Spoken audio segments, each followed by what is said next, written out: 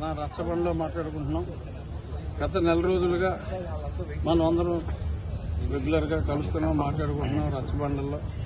నేనేం చెప్పాను, మే 14వ తారీఖు వైఎస్ఆర్ కాంగ్రెస్ పార్టీ మృతి చెందింది, జూన్ 4వ తారీఖు పెద్ద కర్మ అని చెప్పడం జరిగింది.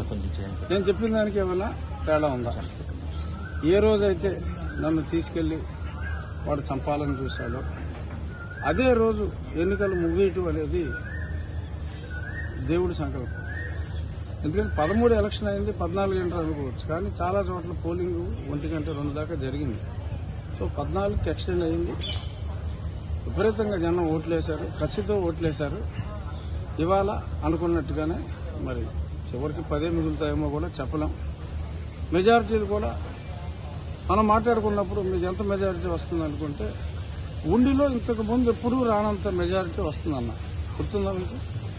అప్పుడు గతంలో 38,000 హైయెస్ట్, అది దాటుతుంది అనుకున్నాను. కానీ ఇలా 60కి చేరువలో ఉంటామని అయితే నేను ఎక్స్పెక్ట్ చేయాలి, నిజం చెప్పుకోవాలి.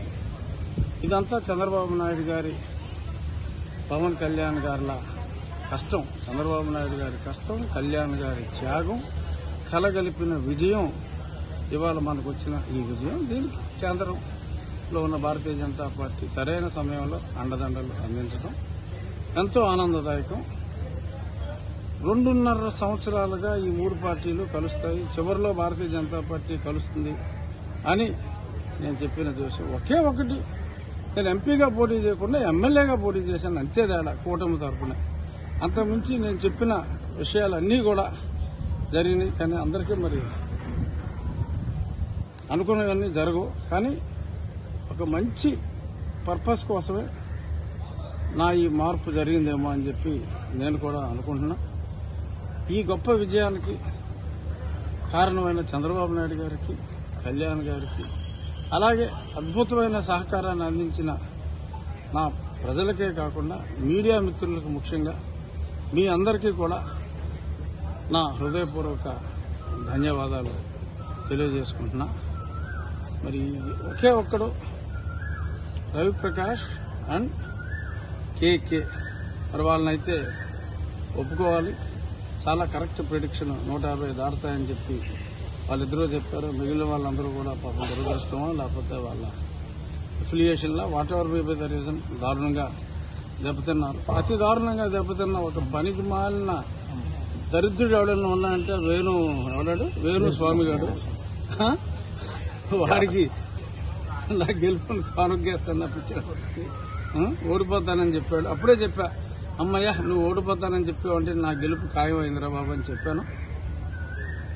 జగన్మోహన్ రెడ్డి గారు ఇప్పటికైనా ప్రతిపక్ష స్థానం కూడా లేదు, సో ఆయనకి ఏ హోదా లేదు, ఆయన అసెంబ్లీకి రాడు.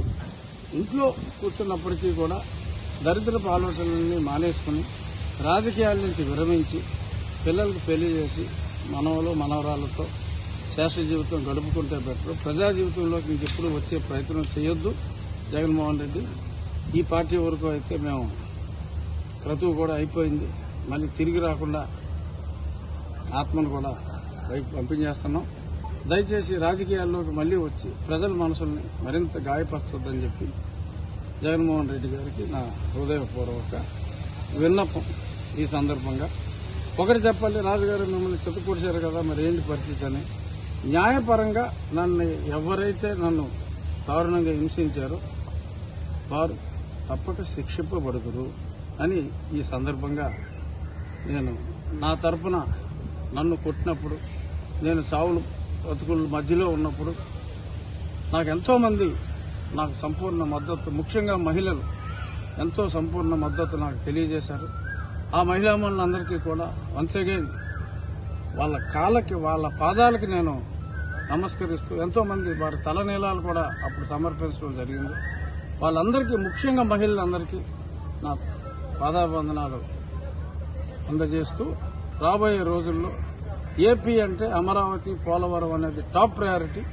ఆ రెండు కూడా అత్యంత వేగవంతంగా చంద్రబాబు నాయుడు గారి నాయకత్వంలో మేమందరం సైనికుల్లాగా పనిచేసి అమరావతి, పోలవరానికి కావాల్సిన నిధుల సాధనలో గాని అన్ని విధాలుగా ఆయన వెంట సైనికుల్లాగా ఉండి రాష్ట్రాన్ని అతి త్వరలో సర్వతోముఖాభివృద్ధి దిశగా ప్రయాణం చేస్తుందన్న పరిపూర్ణ విశ్వాసం ఉంది. ఖచ్చితంగా కేంద్రంలో కూడా మా నాయకుడు మా చంద్రబాబు నాయుడు గారు చాలా పెద్ద పాత్ర పోషించబోతున్నట్టుగా కూడా మనకి స్పష్టం అయిపోయిందా? ఇంకేమైనా డౌట్ ఉంది? అయిపోయింది కదా. సో అతి పెద్ద పాత్ర మా పార్టీ అధ్యక్షులు అక్కడ పోషించబోతున్నారు. మరొకసారి జై చంద్రబాబు నాయుడు గారు, జై పవన్ కళ్యాణ్.